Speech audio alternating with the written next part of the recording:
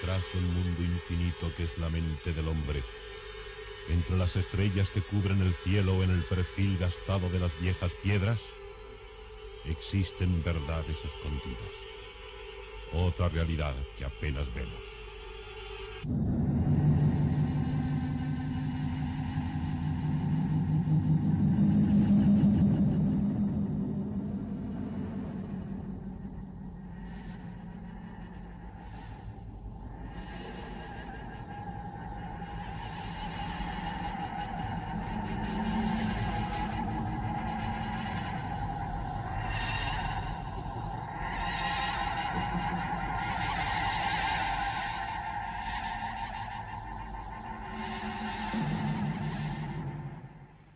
Buenas noches.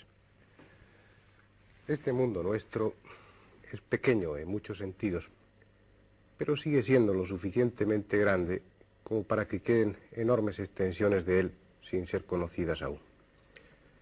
En las selvas americanas y africanas, selvas inaccesibles, aún permanecen muchos misterios, ruinas, animales extraños, hechos que al descubrirse harán cambiar el esquema que tenemos de la historia.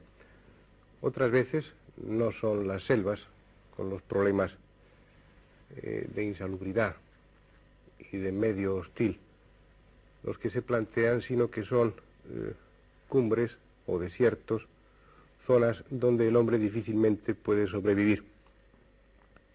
Esas zonas, o gran parte de esas zonas, aún permanecen inexploradas. Es cierto que nuestras naves están saliendo al espacio, que en los planetas vecinos colocamos nuestros pequeños robots que nos van informando de lo que allí sucede, de lo que allí hay. Pero si nos hemos abierto hacia afuera, si hemos roto ese cascarón y salimos al espacio, hay que reconocer que nuestro planeta aún no lo hemos conocido y mucho menos dominado.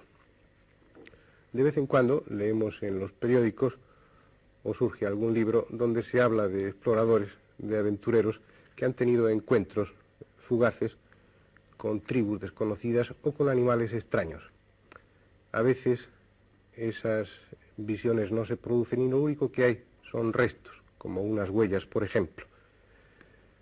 Huellas que al no ser explicadas entran de lleno en ese terreno de lo ignoto, en ese terreno de lo misterioso, y surge la leyenda. Nosotros aquí sostenemos que las leyendas tienen siempre o casi siempre una parte de realidad. Están basadas en hechos reales, auténticos, que luego la imaginación y la tradición oral han ido deformando hasta constituirse en leyendas. Por eso vamos a ocuparnos aquí de una de esas leyendas, aunque sea la de un personaje tan escurridizo, tan poco accesible como es el Yeti.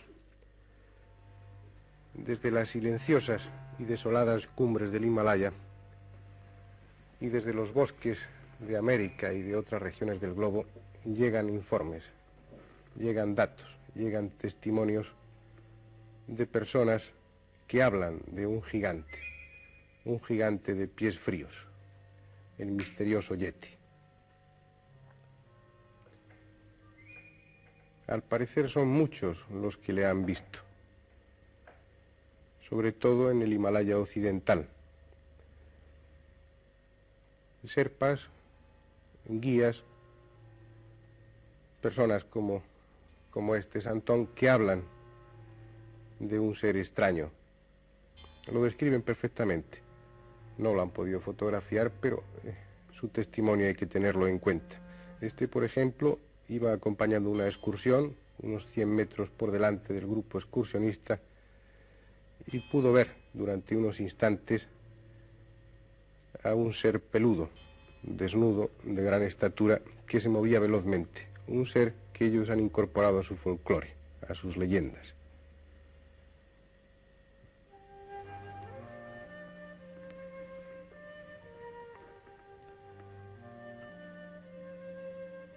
Podrían llenarse volúmenes enteros con los relatos de estos Sherpas. Ellos temen al Yeti. Unos lo han visto, otros han oído hablar de él, pero ninguno duda de su existencia. Para los occidentales, el Yeti empezó a ser conocido a finales del siglo XIX, cuando los primeros exploradores ingleses volvieron a Europa. Era un personaje sugestivo, misterioso, y toda la prensa especuló sobre él, empezando a transformarle en leyenda. Leyenda que al parecer está fundamentada en hechos, como esas extrañas huellas que en 1951 consiguió fotografiar Eric Shipton. Más tarde, en 1953, Sir Edmund Hillary y Lord John Hunt oyeron al Yeti en las proximidades de un ventisquero. Aún lo recuerda perfectamente. Cuenta que una noche oyó un aullido, un extraño grito que parecía venir del otro lado del ventisquero. Los Sherpas dijeron unánimemente que procedían de un Yeti. Para Hillary las cosas no son tan claras. El sonido podía ser, según él, más de un mono que de ningún otro tipo de animal.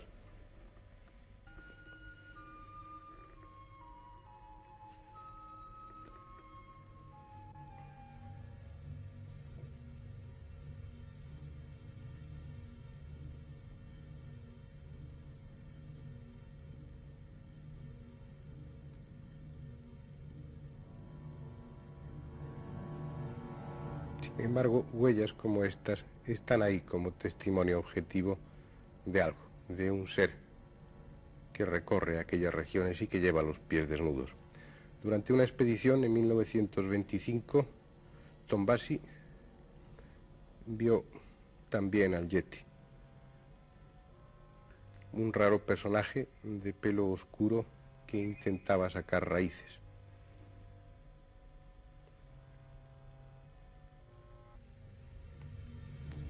Se pensó por algunos que podría tratarse de un primate muy evolucionado, posiblemente el célebre eslabón perdido.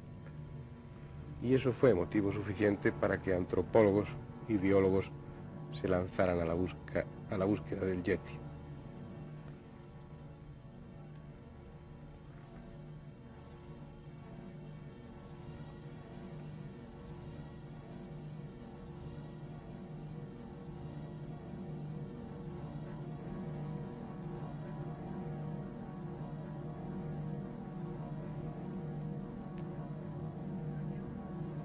Así, en 1958, localizaron una cueva que posiblemente podía servir de guarida al hombre de las nieves.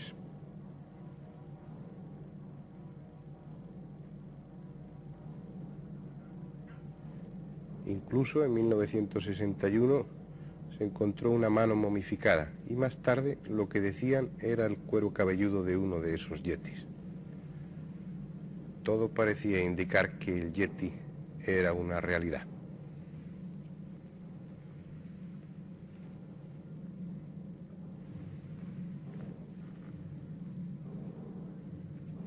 En 1960, Sir Edmund Hillary, el primer hombre que puso su pie en la cumbre del Everest, participó en una expedición que tenía como objeto principal localizar al Yeti.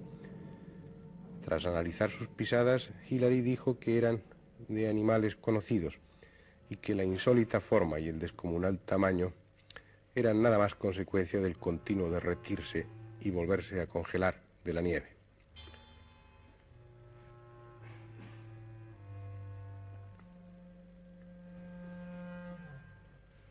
Las pruebas encontradas fueron analizadas en Londres. El cuero cabelludo resultó ser una farsa. En realidad era una piel de antílope.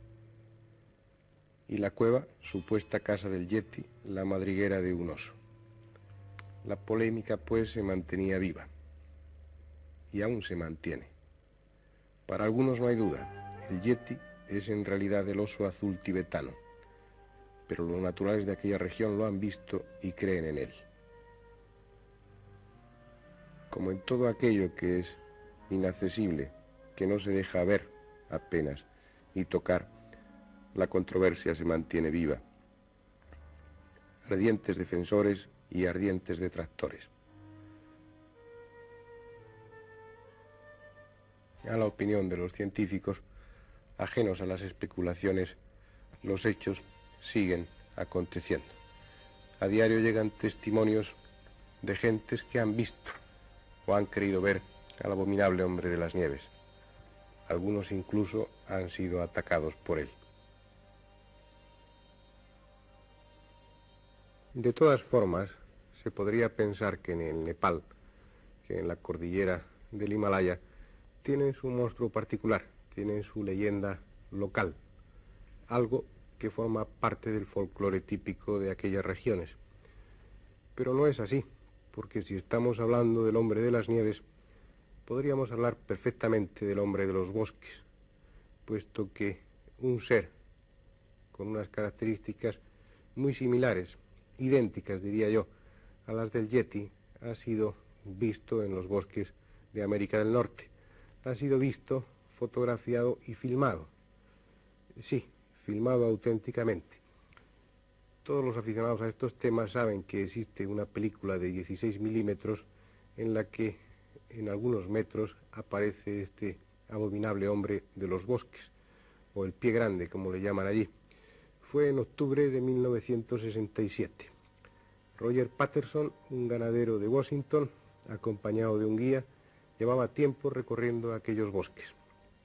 Llevaba su cámara filmadora porque era uno de los convencidos de la existencia del pie grande, o del abominable hombre de los bosques, y quería captar imágenes de él. Y tuvo la inmensa fortuna de conseguirlo. En un momento determinado su caballo se encabritó, empezó a retroceder y terminó cayendo. Patterson sacó su filmadora y recogió a un extraño ser que unos 40 metros a su izquierda caminaba atravesando un banco de arena. Patterson consiguió esa película, discutible si quieren, pero película al fin que ustedes están viendo.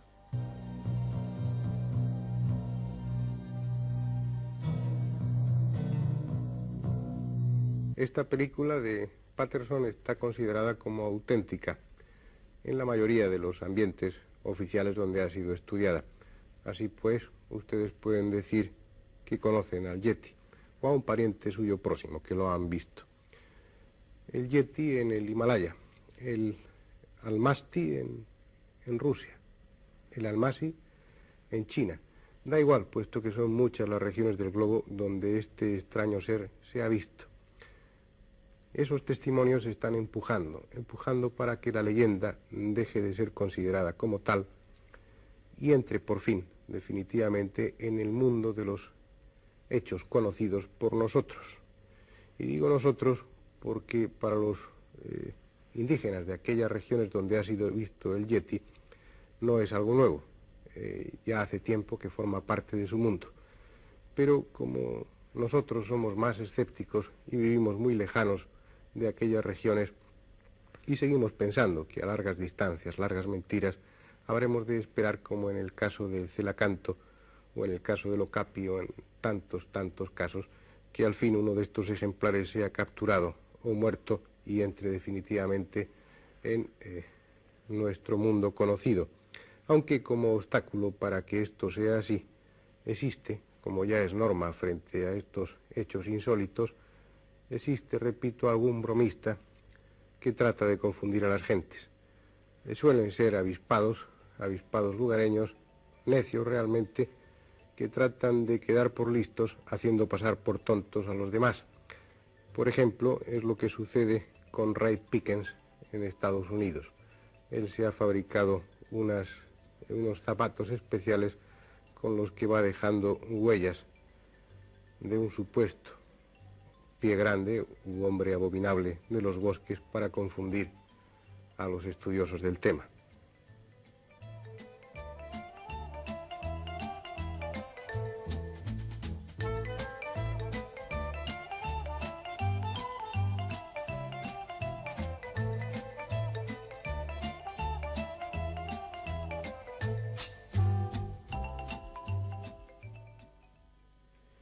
Es cierto que este tipo de bromas únicamente engañan a unos pocos, a los que no conocen el tema o no poseen los estudios, los conocimientos necesarios antropológicos para distinguir unas huellas falsas de otras auténticas.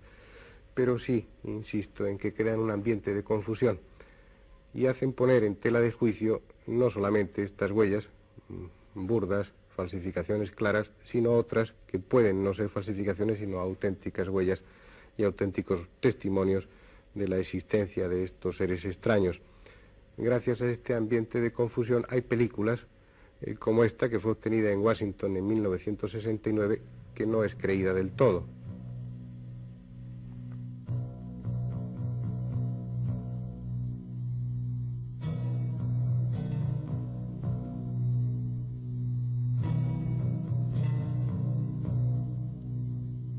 O esta otra, que fue obtenida en Alaska y que, justo de reconocerlo, tiene todo el aspecto de ser trucada, de ser falsa.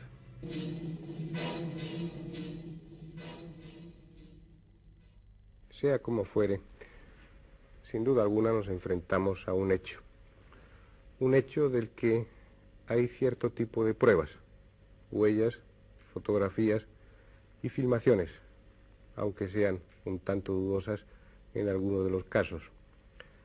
Habrá que esperar, como decía antes, a que sea capturado uno de estos ejemplares para que así deje de estar en el terreno vago, confuso de la leyenda y entre de verdad en el mundo de los hechos reales, auténticos, objetivables.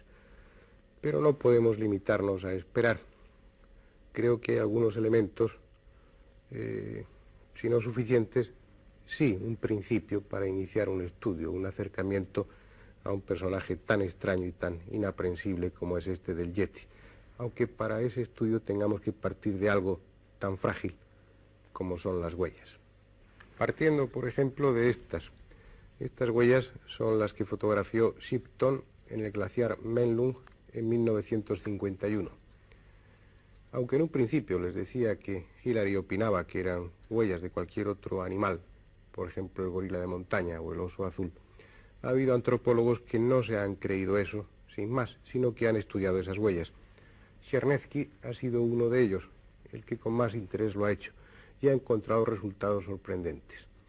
Después de comprobar que no estaban producidas esas huellas, partiendo de unas concretas que luego se han deformado por la fusión de la nieve, y esto es fácil viendo la porción de nieve que queda entre las huellas correspondientes a los dedos de los pies, Chernevsky vio claramente que aquellas huellas eran recientes y se dispuso a compararlas con las del gorila de montaña, el animal que planteaba más dudas respecto a la existencia del Yeti. Sacó moldes y obtuvo estos dos moldes. Uno de ellos, el marcado con la letra A, corresponde a la huella del Yeti, mientras que esa otra huella, ese otro molde, corresponde al de un auténtico gorila de las montañas.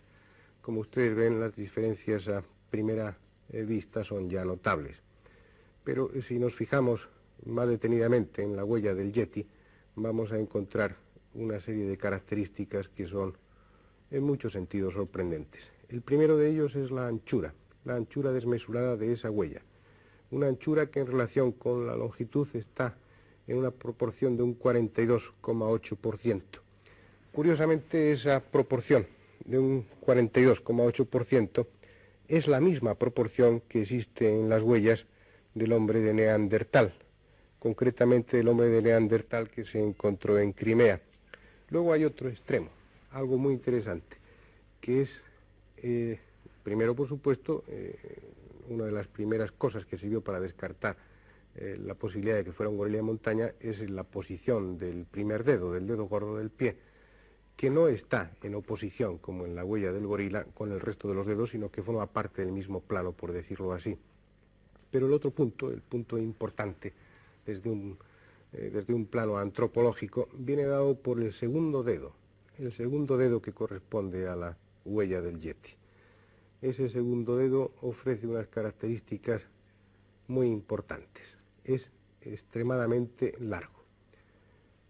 Y esa longitud desmesurada, correspondiente a un alargamiento del segundo metatarsiano del pie, es una característica que se encuentra en los fósiles del hombre antiguo, del hombre primitivo.